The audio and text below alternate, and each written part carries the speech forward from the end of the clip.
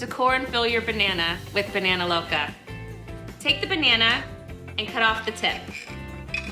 Next, you're gonna use the holder to straighten the banana. The core goes into the center, and at the end you're gonna give a little twist to break off that core. Go ahead and cover and remove.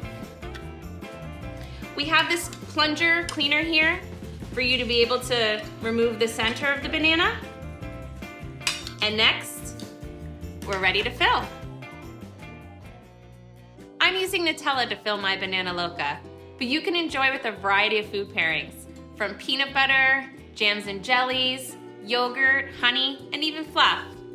Whatever you desire, you're going to want a couple tablespoons of the filling to go into the hopper. Take the lever, press it down until you see the filling come out of the very tip of the nozzle there.